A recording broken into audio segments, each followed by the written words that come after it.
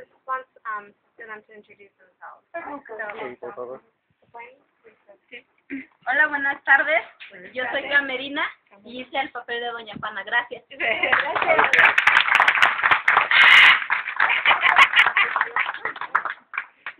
Mi nombre es Conchita y yo representé a Rosita. Muchas gracias. Y representé a la secretaria. Buenas tardes, mi nombre es Eduardo y yo hice el papel de licenciado. Gracias. Hola a todos, mi nombre es Juan y yo era el policía. Hola, ¿qué tal? Buenas tardes, mi nombre es Arturo y representé el papel del borracho. Gracias.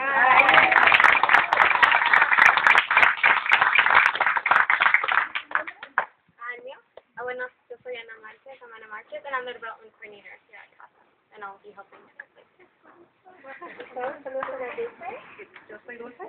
Muchas gracias. Hacemos que preguntas acerca de la obra. Yeah, if you have any questions about the play, and then she'll... Bueno, yo trabajo en casa, coordino el programa de prevención de violencia desde hace 3 años.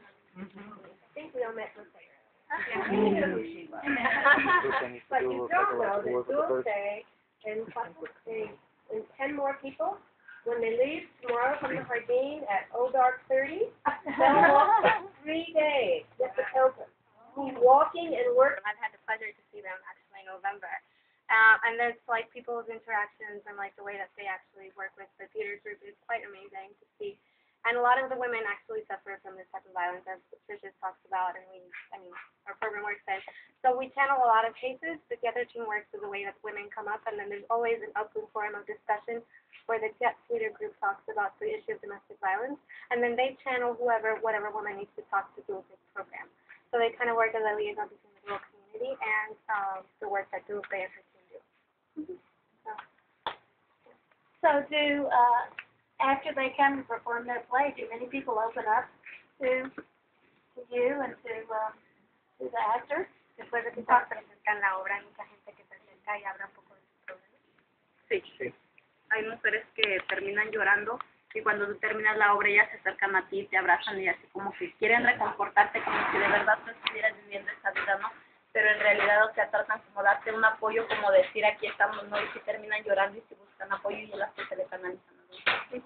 So there are a lot of women that come and they're crying during the play, and then they go and actually come up to the theater, especially to Carmen and Conchita, and actually they think that they've also suffered violence, so they kind of also want to comfort them, and then they talk about their own experiences, and then they go and talk to them. Okay, el trabajo de casa, o en el caso de prevención de violencia, esto es un medio de poder llevarle a la gente información acerca de lo que es la prevención y atención de la violencia a través de la denuncia, pero solamente es un modo. Otro modo son los talleres que hacemos en las comunidades. So the theater team is one of the ways that she communicates and her team communicates to people, the communities, about what violence is, how to prevent it, and how to deal with it. And this play, what she's saying, it focuses a lot on actually telling somebody what you've been living and kind of denunciar. How do you say it? Like kind of denounce what is happening to the authorities, also a program like CASA. La gente en las comunidades, en los grupos de iglesias o con los jóvenes, la prevención de la violencia en adolescentes y violencia intrafamiliar, ya sea que vayamos a estas escuelas o busquemos grupos dentro de las propias comunidades con los líderes que podemos tener ahí, trabajar con ellos.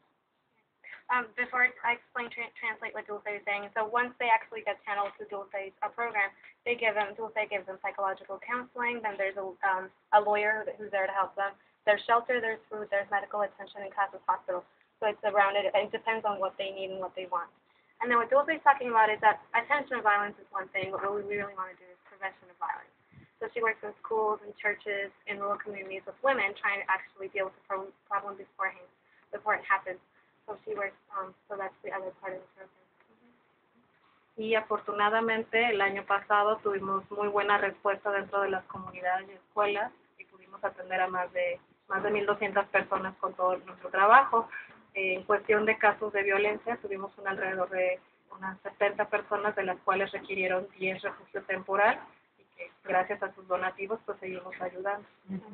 So the workshops were very successful this past year. It's the year that they have grown a lot more. So within like the school communities and churches, she worked with over 1,000 people, 1,200 in 2011. And we had over 70 cases of domestic violence.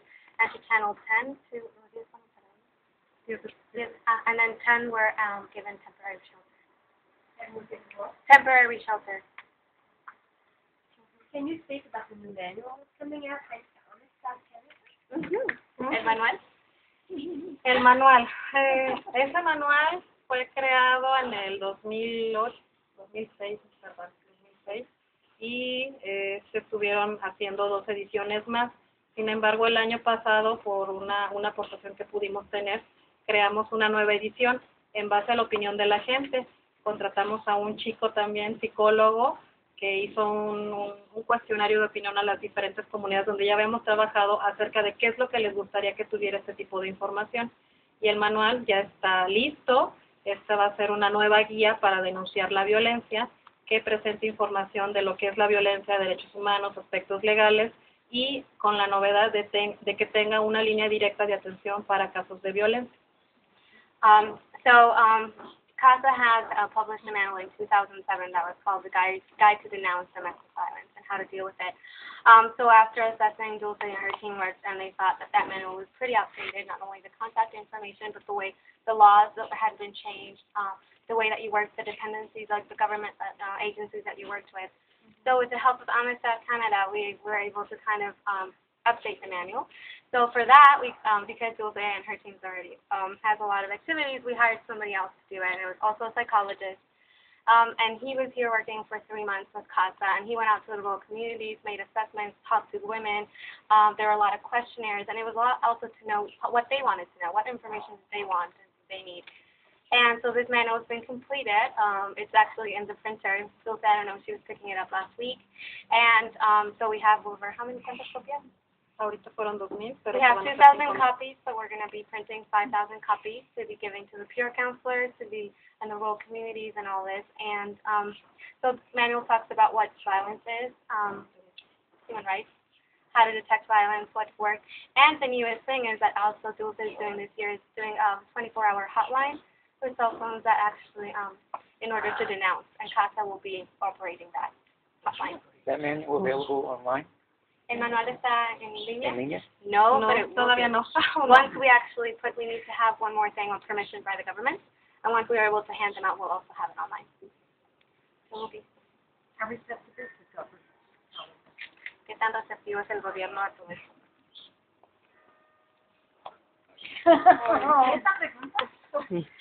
How receptive is the government? Es muy difícil la atención de la violencia porque hay leyes, pero que se ejerzan tal cual está congelado, no se puede hacer mucho. Sin embargo, sí podemos denunciar y ver alternativas de leyes que sean paralelas para poder castigar delitos. Entonces es muy difícil también, para empezar, que la gente denuncie. Lo segundo, que no se desanime si la atienden mal, y es parte de la labor muy importante que podemos hacer, el acompañar a la persona que sufre la violencia, y si la vuelven desgraciadamente a violentar en el Ministerio Público, no permitir eso y alentarla que pueda denunciar. So she says that there are laws in place, and they've actually, in 2010, there were a whole lot of law changes, but she says the system is frozen. I mean, the laws are there, but nothing's really being done about it. So what CASA wants to do is inform people how to use this new law, and kind of go through the process, because there is a process that they can do, they just don't know about it. And CASA is one of CASA's big interventions, and help what they do is that they go through this process with the victim. And so then they know that if they have any questions, that they can have it. The authorities, whether it's the police or the immigrants, like the judges, are all, that the CASA is there to kind of explain what is happening, and also if they, for some reason, suffer some type of abuse by the authorities, that CASA can be there to solve that problem as well. Dulce, pero podrían ustedes, con la gran experiencia y el conocimiento de CASA, podrían ustedes hacer algo para que a nivel de la policía ayuden con eso, porque a mí me ha pasado que una vez fui... Es importante la educación, la información acerca de lo que es violencia. La víctima probablemente no sea capaz de poder reconocerlo por el propio miedo, por la manipulación que ha vivido. Las autoridades, porque yo creo que los que no se quieren meter en problemas son ellos. De otra manera. Exacto. ¿Cuánto sensibilizarlos? Incluso una señora que estaba ahí me dijo, ay, dice, aquí pasa siempre. Y digo, usted tiene una hija, ojalá que no la tenga. Digo, porque haría lo mismo si me pasara. Yeah, so I'm summarizing. So, she's talking about her own personal experience. At one time she was at the police and she saw how this girl was being like verbally assaulted by the police or whatever, or the people in charge. By her boyfriend. Okay, so that the authorities told her, don't get involved because the one that's going to get in trouble is you. Well, I don't know if you want to summarize. Yeah, no, they told me, I mean, we don't do anything because they don't get into it because you'll be the one that ends up in jail. So, And I told them, I say, isn't it a national campaign, denounce it? What's going on? And it was a woman policeman. And I felt really bad. And there was another lady that looked educated. She was Mexican too. And she said, oh, that happens every time. And I say, so you have a daughter? I say, I hope you don't, because is that what you would do if your daughter was with you? And I think that we should make an effort to fight that with the authorities. You know, because that will help a little bit more. But the authorities are the same or worse than the people. yeah, and that's why Jules is saying it's so important to power of information, education and public campaigns, education campaigns, and that's what CASA is trying to do. But we definitely need to do it in alliance with the government. And Well, this might be the time to introduce someone who's been fighting those battles for 30 years for CASA. Ladies and gentlemen, ladies and gentlemen.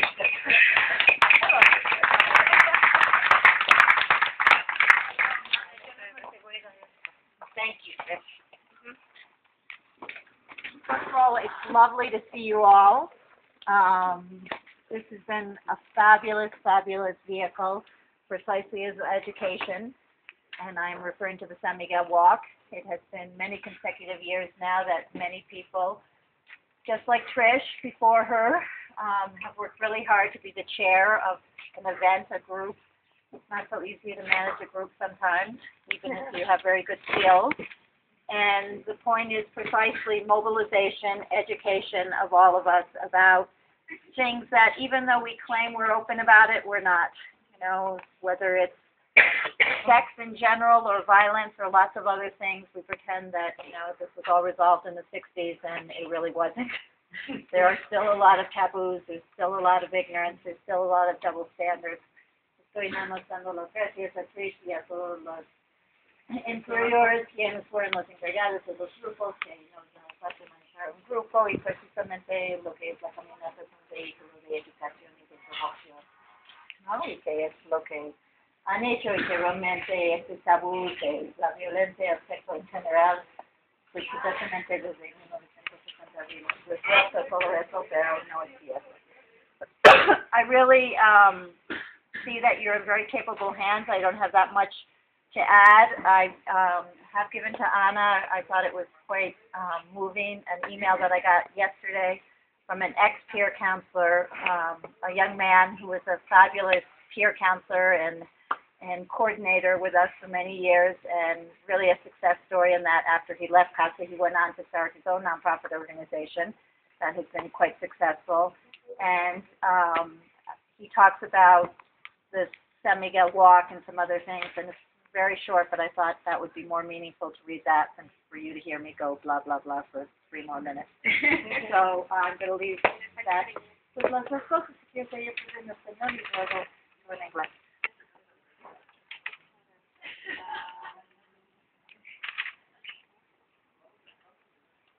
Bueno, yo hago la coma y... Sí, okay. Hola Nadine, estuve leyendo tu escrito sobre la violencia doméstica, esto respecto a la caminata de San Juan. El año pasado mi esposa fue caminando hasta San Juan para pagar una manda que tenía que ver mucho con esta problemática de la violencia, al igual que muchos otros peregrinos. Hi Nadine, I was actually reading what you wrote about domestic violence in regards to the San Miguel Walk issue.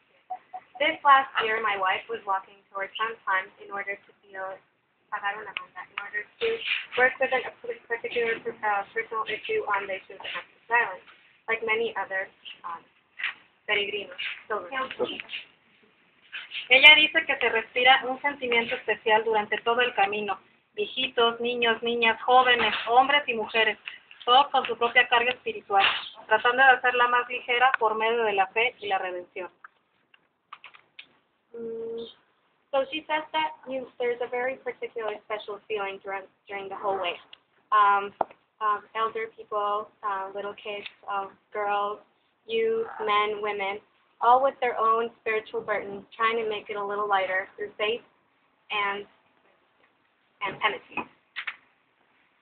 En fin, yo me quedé a cuidar a mi hija por toda la semana. Creo que también yo tuve mi penitencia.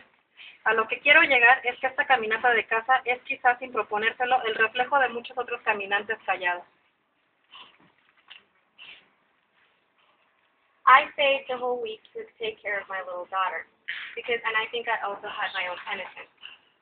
What I want to get to is that this CASA walk is perhaps the reflection of many other walkers, and silent walkers.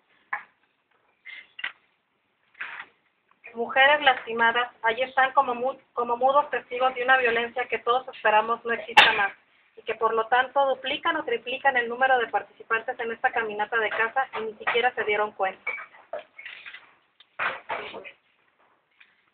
Hurt women, hurt in their bodies and souls, who are not on the list, who don't appear in the reports, but they are also there, silent witnesses of violence that we all hope no longer exist.